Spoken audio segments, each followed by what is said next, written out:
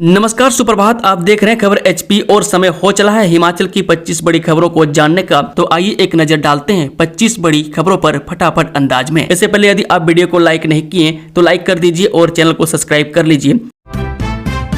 हमीरपुर में स्थापित होगा डेंटल हेल्थ रिसर्च सेंटर, खर्च होंगे 300 करोड़, सीएम ने की घोषणा।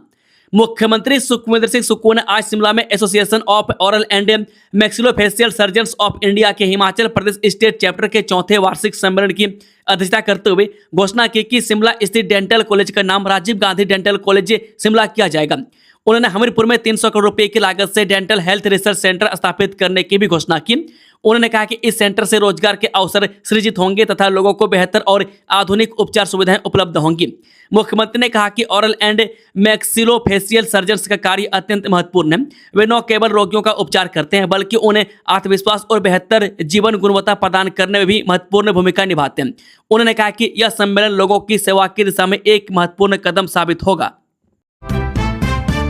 किन्नौर में अचानक आई बाढ़ से मचा हड़कंप, बंद हुआ सांगला छितकुल मार्ग। हिमाचल के किन्नौर जिले के सांगला क्षेत्र में अचानक आई बाढ़ से सांगला छितकुल मार्ग अवरुद्ध हो गया। प्रशासन ने लोगों से इस मार्ग पर यात्रा न करने और नदी नालों से दूर रहने की अपील की है। बता दें कि हिमाचल के किन्नौर जिले के सांगला क्षेत्र में शनिवार शाम अचानक आई बाढ़ से सांगला छितकुल मार्ग बाधित हो गया। पटवार वृत्त रक्षम के अंतर्गत मस्तरंग स्थित आईटीबीपी कैंप के इस समीप आई बाढ़ के साथ भारी मात्रा में मलबा और बड़े बड़े पत्थर सड़क पर आ जाने से मार्ग पूरी तरह अवरुद्ध हो गया। इसके चलते दोनों ओर छोटे और बड़े वाहनों की आवाजाही पूरी तरह से ठप हो गई है। मानसून में सड़कें नहीं टूटेंगी, हिमाचल सरकार का बड़ा एक्शन, अब हर सड़क का होगा ड्रेनेज ऑडिट। हिमाचल सरकार ने मानसून में सड़कों को बार बार टूटने से रोकने के लिए नई रोड ड्रेनेज पॉलिसी जारी की है। अब सड़क निर्माण और सुधार में पानी की निकासी पर विशेष ध्यान दिया जाएगा और हर सड़क का ड्रेनेज ऑडिट होगा। मानसून के दौरान बार बार टूटने वाली सड़कों और हर साल करोड़ों रुपए की मरम्मत पर लगाने वाले खर्च को रोकने के लिए हिमाचल प्रदेश सरकार ने बड़ा कदम उठाया। लोक निर्माण विभाग यानी कि HPPWD ने रोड ड्रेनेज पॉलिसी के तहत ड्रेनेज इंप्रूवमेंट कार्यों के लिए विस्तृत दिशा निर्देश जारी कर दिए हैं। हिमाचल स्वास्थ्य विभाग में स्टाफ नर्स के 71 पदों पर बैच वाइज भर्ती शुरू, शिक्षक भर्ती परीक्षा का भी आया शेड्यूल। हिमाचल प्रदेश स्वास्थ्य विभाग में स्टाफ नर्स के 71 पदों को बैच वाइज आधार पर भरने की प्रक्रिया शुरू कर दी गई है। जिला रोजगार अधिकारी सुरेंद्र शर्मा ने बताया कि भर्ती के लिए पात्र अभ्यर्थियों का नाम रोजगार कार्यालय में पंजीकृत होना अनिवार्य है। सामान्य वर्ग के 28 पदों के लिए दिसंबर 2010 तक, सामान्य EWS के 7 पदों के लिए जून 2011 तक, सामान्य WFF के 1 पद के लिए दिसंबर 2012 तक के अभ्यर्थी पात्र होंगे। अनुसूचित जाति के 13 पदों के लिए दिसंबर 2013 तक, SC BPL के 3 पदों के लिए दिसंबर 2014 तक, SC WFF के पद के लिए दिसंबर 2017 तक, अन्य पिछड़ा वर्ग के 13 पदों के लिए दिसंबर 2012 तक, OBC BPL के 3 पदों के लिए दिसंबर 2013 तक तथा अनुसूचित जनजाति के 2 पदों के लिए दिसंबर 2013 तक के बैच की अभ्यर्थी पात्र होंगी। एक दिन में हो सकेगी सिरमौर की चूड़धार यात्रा, 16 से 12 किलोमीटर रह गई पैदल दूरी, सड़क का ट्रायल सफल। जिला सिरमौर के श्री रेणुकाजी विधानसभा क्षेत्र के तहत आने वाले नहराधार चूड़धार सड़क का शनिवार को तकनीकी फिटनेस कमेटी द्वारा सड़क ट्रायल किया गया। ट्रायल में सड़क फिटनेस कमेटी के अध्यक्ष SDM संगड़ा, लोक निर्माण विभाग के अधिकारी, पुलिस के अधिकारी, HRTC के अधिकारी व वन विभाग के अधिकारी मौजूद रहे। बस सभी अधिकारियों ने 8 किलोमीटर का सफर 37 सीटर निगम की बस में नौराधार से चावधार तक किया। मैं सड़क को पास कर फाइनल स्वीकृति के लिए प्रदेश सरकार को पत्र भेज दिया है। बता दें कि नौराधार चूड़धार ट्रैकिंग रूट जो पहले पैदल यात्रा 16 किलोमीटर की थी, अब 12 किलोमीटर की रह जाएगी। मैं चावधार तक सड़क के बनने से पैदल ट्रैकिंग रूट 4 किलोमीटर की दूरी कम हुई है, जबकि सड़क घूम घूम कर 8 किलोमीटर बनी है। मैं ट्रैकिंग रूट जो कि पहले चरण में काफी चढ़ाई वाला था, अब वह सड़क के बनने से खत्म हो गया है। हिमाचल प्रदेश शिक्षा विभाग में आउटसोर्स भर्ती पर रोक, वित्त विभाग का सर्कुलर किया गया जारी। हिमाचल प्रदेश शिक्षा विभाग में आउटसोर्स आधार पर होने वाली भर्तियों पर रोक लगा दी गई है। वित्त विभाग से मंजूरी के बाद ही शिक्षा विभाग आउटसोर्स आधार पर नई नियुक्ति कर सकेगा। उच्च शिक्षा विभाग के अतिरिक्त निदेशक राकेश कुमार ने सरकारी डिग्री और संस्कृत महाविद्यालयों के प्राचार्यों को वित्त विभाग के सर्कुलर को भेजते हुए इसका पालन करने को कहा है। वित्त विभाग ने 11 जून को अपने आदेश में कहा था कि पूर्व लिखित स्वीकृति के बिना किसी भी नई आउटसोर्स सेवा को नियुक्ति, तैनात या अनुबंध पर नहीं रखा जा सकेगा।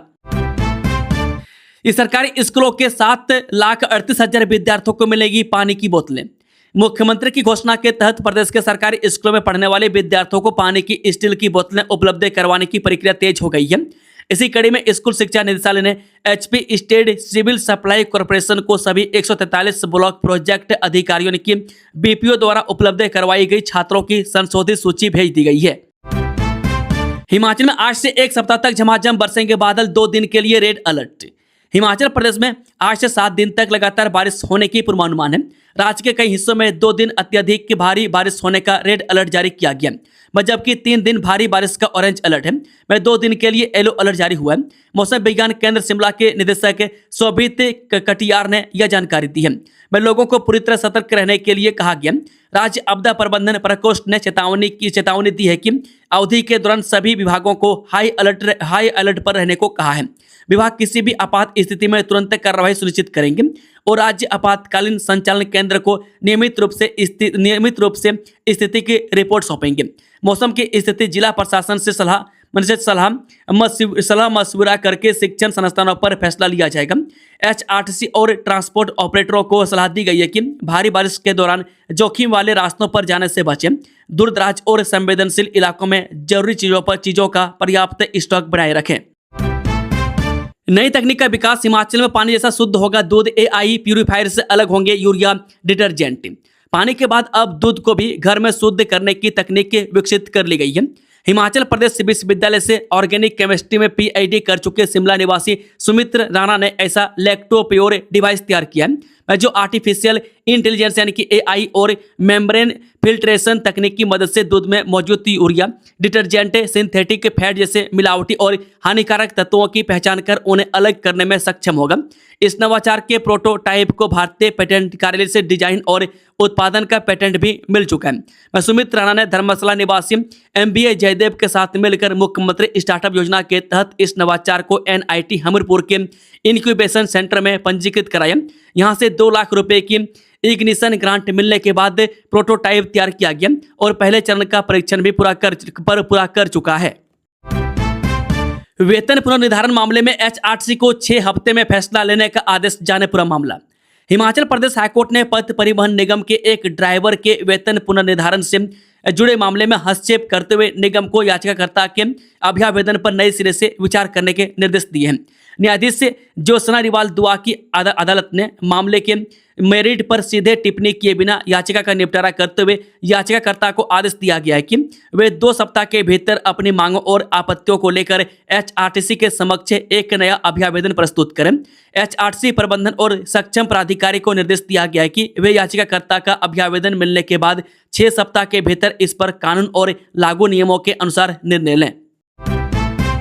शिमला पुलिस की बड़ी कार्रवाई, 2 अंतर्राज्यीय ड्रग नेटवर्क का भंडाफोड़, मुख्य सप्लायरों को पकड़ा। शिमला पुलिस ने नशा तस्करों के खिलाफ चलाए जा रहे अभियान के तहत 2 अलग अलग मामलों में बड़ी सफलता हासिल करते हुए हिमाचल, उत्तर प्रदेश, राजस्थान, पंजाब और चंडीगढ़ तक फैले अंतर्राज्यीय ड्रग नेटवर्क का पर्दाफाश किया। पुलिस ने बैकवर्ड लिंकेज की जांच के आधार पर कई राज्यों में कार्रवाई करते हुए मुख्य सप्लायरों को गिरफ्तार कर लिया है। पहला मामला पुलिस थाना रोहड़ू का है। 15 मार्च 2026 को गश्त के दौरान पुलिस ने संदिग्ध गतिविधियों के आधार पर सार्थक सूद उम्र 29 वर्षीय निवासी रोहड़ू के कब्जे से 9 ग्राम चिट्टा बरामद कर गिरफ्तार किया था। मामले की जांच के दौरान पुलिस ने mobile call detail, WhatsApp chat, bank खातों और यूपीआई लेन देन का गहन विश्लेषण किया, जिससे अंतर्राज्यीय ड्रग सप्लाई नेटवर्क का खुलासा हुआ। जांच के आधार पर उत्तर प्रदेश से अमित गुप्ता को गिरफ्तार किया गया। पूछताछ और डिजिटल साक्ष्यों से पता चला कि वह राजस्थान के चूरू निवासी वासु उर्फ हर्ष सिंघानिया के साथ मिलकर संगठित तरीके से चिट्टा तस्करी का नेटवर्क चला रहा था। लगातार कार्रवाई करते हुए शिमला पुलिस ने 15 जुलाई को वासु उर्फ हर्ष सिंघानिया को चंडीगढ़ से गिरफ्तार कर लिया। पुलिस जांच में सामने आया कि 15 मार्च को बरामद 9 ग्राम चिट्टा की आपूर्ति के बदले वासु के बैंक खाते में 18,000 रुपये जमा हुए थे। राष्ट्रपति दरबार पहुंचा हिमाचल के राष्ट्रीय राजमार्गों पर टोल का मुद्दा, 80 पन्नों की याचिका दायर। हिमाचल प्रदेश में राष्ट्रीय राजमार्गों पर लगाए गए टोल बैरियरों को हटाने की मांग ने अब संवैधानिक लड़ाई का रूप ले लिया। किसान और सामाजिक संगठनों की संयुक्त संघर्ष समिति ने इस मुद्दे को राष्ट्रपति भवन तक पहुंचाते हुए 80 पन्नों की विस्तृत संवैधानिक याचिका दायर की है। याचिका में संविधान के अनुच्छेद 256 और 257 के तहत हिमाचल प्रदेश सरकार को निर्देश जारी कर राष्ट्रीय राजमार्गों पर स्थापित सभी टोल बैरियर हटाने और टोल वसूली बंद करने की मांग की गई है। अमरनाथ यात्रा स्थगित, अपवित्र गुफा की ओर नहीं बढ़ सकेंगे श्रद्धालु, प्रशासन ने इस वजह से लिया फैसला। कश्मीर के संभागीय आयुक्त अंशुल गर्ग ने शनिवार को इस फैसले की जानकारी देते हुए बताया कि भारत मौसम विज्ञान विभाग ने आने वाले कुछ दिनों में भारी बारिश, भूस्खलन और अचानक बाढ़ आने की आशंका जताई है। इस वजह से रविवार 19 जुलाई से बालटाल और नुनवान चंदनवाड़ी दोनों ही बेस कैंपों से किसी भी श्रद्धालु को पवित्र गुफा की तरफ आगे बढ़ने की अनुमति नहीं दी जाएगी। मौसम विभाग द्वारा खराब मौसम की चेतावनी जारी किए जाने के बाद जम्मू कश्मीर प्रशासन ने एहतियातन बड़ा कदम उठाया। वह तीर्थयात्रियों की सुरक्षा और सुविधाओं को ध्यान में रखते हुए वार्षिक श्री अमरनाथ यात्रा को 19 जुलाई 2026 से दोनों मार्गों पहलगाम और बालटाल से अस्थायी रूप से निलंबित कर दिया गया है। 29 जुलाई को होगी राजनीतिक शास्त्र और ड्राइंग टीचर भर्ती परीक्षा, HPRCA ने जारी किया शेड्यूल। हिमाचल प्रदेश राज्य चयन आयोग हमीरपुर ने राजनीतिक शास्त्र और ड्राइंग टीचर के पदों पर भर्ती के लिए होने वाली कंप्यूटर आधारित परीक्षा की तिथियों की घोषणा कर दी है। आयोग के सचिव डॉक्टर विक्रम महाजन ने बताया कि दोनों परीक्षाएं 29 जुलाई को आयोजित की जाएंगी। परीक्षा की तैयारियां पूरी कर ली गई हैं और अभ्यर्थियों को समय रहते एडमिट कार्ड उपलब्ध करवा दिए जाएंगे। बता दें कि HPRCA सचिव डॉक्टर विक्रम महाजन ने बताया 29 जुलाई को राजनीतिक शास्त्र शिक्षक पोस्ट कोड 26,028 की CBT परीक्षा 2 चरणों में आयोजित होगी। पहली शिफ्ट सुबह 9 बजे से 10:30 बजे तक और दूसरी शिफ्ट दोपहर 12:30 बजे से 2 बजे तक होगी। इसके अलावा ड्राइंग टीचर पोस्ट कोड 26,022 की परीक्षा भी इसी दिन शाम 4 बजे से 5:30 बजे तक आयोजित की जाएगी। हिमाचल में इस स्टार्टअप योजना के लिए बढ़ाई आयु सीमा, सरकार ने बदली शर्त, ई टैक्सी पर 50% सब्सिडी का बड़ा मौका। हिमाचल प्रदेश में स्वरोजगार का सपना देख रहे हजारों लोगों के लिए सरकार ने एक बड़ा कदम लिया है। यह अब तक सिर्फ उम्र की सीमा आपके रास्ते की सबसे रोड़ा थी, जो यह खबर राहत देने वाली है। प्रदेश सरकार ने राजीव गांधी स्वरोजगार स्टार्टअप योजना 2023 में बड़ा संशोधन करते हुए पात्रता की आयु सीमा बढ़ा दी है। रोजगार एवं विदेशी नियोजन विभाग के प्रवक्ता ने बताया कि प्रदेश में स्वरोजगार को बढ़ावा देने और अधिक से अधिक युवाओं तक सरकारी योजनाओं का लाभ पहुंचाने के उद्देश्य से राजीव गांधी स्वरोजगार स्टार्टअप योजना 2023 में महत्वपूर्ण बदलाव किए हैं। अब योजना के तहत आवेदकों की अधिकतम आयु सीमा 45 वर्ष से बढ़ाकर 50 वर्ष कर दी गई है। न्यूनतम आयु सीमा पहले की तरह ही 23 वर्ष ही रहेगी। इस फैसले से अब ऐसे हजारों लोग भी योजना का लाभ लेने के दायरे में आ जाएंगे जो पहले अधिकतम आयु सीमा के कारण आवेदन नहीं कर पा रहे थे। उन्होंने बताया कि योजना के तहत ई टैक्सी खरीदने पर सरकार 50% तक सब्सिडी भी दे रही है, जिससे युवाओं के लिए स्वरोजगार शुरू करना पहले की तुलना में कहीं अधिक आसान हो सकता है। हिमाचल स्कूल शिक्षा बोर्ड ने घोषित किया मैट्रिक पुनर्मूल्यांकन व पुनरीक्षण का परिणाम। हिमाचल प्रदेश स्कूल शिक्षा बोर्ड धर्मशाला ने मार्च 2026 में आयोजित मैट्रिक नियमित परीक्षा के पुनर्मूल्यांकन और पुनर्निरीक्षण के परिणाम आधिकारिक तौर पर घोषित कर दिए। जिन भी अभ्यर्थियों ने वार्षिक परीक्षा परिणाम आने के बाद अपने अंकों की दोबारा जांच के लिए आवेदन किया था, वे अब बिना किसी देरी के अपना संशोधित परीक्षा परिणाम ऑनलाइन देख सकते हैं। छात्रों की सुविधा को ध्यान में रखते हुए बोर्ड ने इस पूरी प्रक्रिया को ऑनलाइन रखा है। परीक्षार्थी अपना नया और संशोधित रिजल्ट हिमाचल प्रदेश स्कूल शिक्षा बोर्ड की आधिकारिक वेबसाइट पर जाकर चेक कर सकते हैं।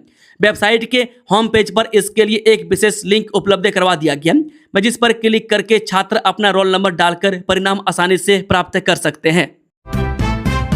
धर्मशाला में चीन के खिलाफ फूटा तिब्बतियों का गुस्सा, निकाली रोष रैली। चीन सरकार द्वारा तिब्बत में लागू किए जा रहे तथाकथित जातीय एकता और प्रगति कानून के खिलाफ शनिवार को धर्मशाला में तिब्बती समुदाय का गुस्सा फूट पड़ा।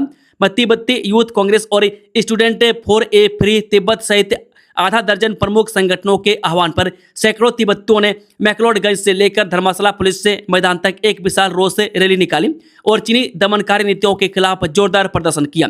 प्रदर्शनकारियों का आरोप है कि चीन का यह नया कानून तिब्बत की सदियों पुरानी धार्मिक, सांस्कृतिक और भाषाई पहचान को पूरी तरह खत्म करने की एक सोची समझी साजिश है। इस कानून की आड़ में तिब्बती बच्चों और युवाओं को उनकी मूल संस्कृति से दूर कर जबरन चीनी रंग में ढालने का प्रयास किया जा रहा है। पूरी रैली के दौरान तिब्बत की आज़ादी के समर्थन में और चीन के खिलाफ जमकर नारेबाजी हुई। ड्रंक एंड ड्राइव चालान से गुस्साए अधिकारी ने दी पुलिस को धमकी, थाने की सप्लाई करवाऊंगा बंद। मेरा चालान करने की तुम्हारी हिम्मत कैसे हुई? तुम नहीं जानते मैं एक वरिष्ठ अधिकारी हूं और मैं तुम्हारे थाने के पानी की सप्लाई बंद करवाऊंगा। यह हाई वोल्टेज ड्रामा शुक्रवार रात को शहर में सदर पुलिस द्वारा किए जा रहे ड्रंक एंड ड्राइव समेत अन्य चालानों के दौरान शराब के नशे में धुत एक विभाग के अधिकारी और एनआईटी में कार्यरत एक कर्मी ने किया।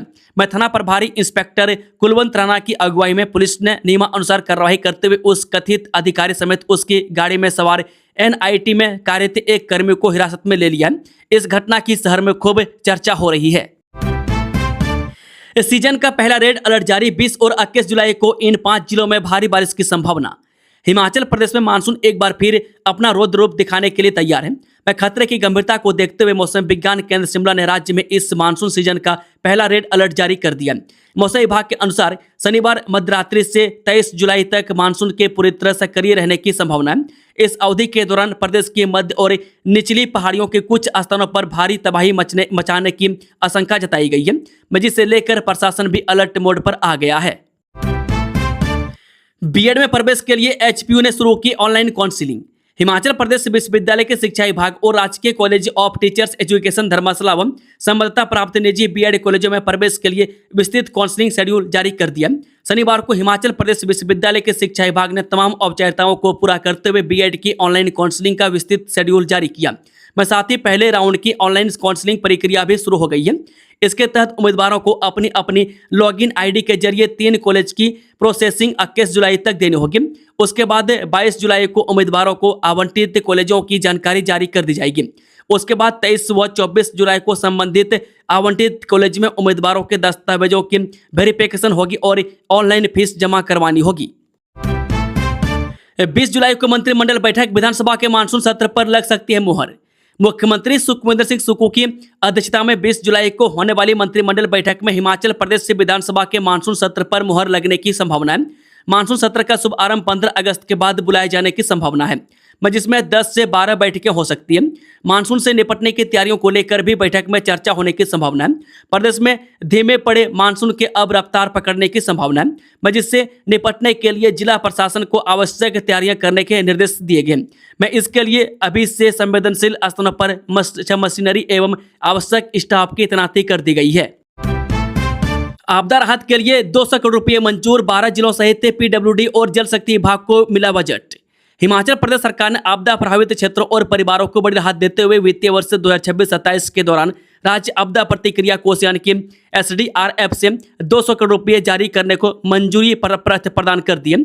इस राशि का उपयोग प्रदेश के सभी 12 जिलों, जल शक्ति विभाग और लोक निर्माण विभाग के माध्यम से आपदा राहत, पुनर्निर्माण कार्यों और प्रभावितों की सहायता पर किया जाएगा।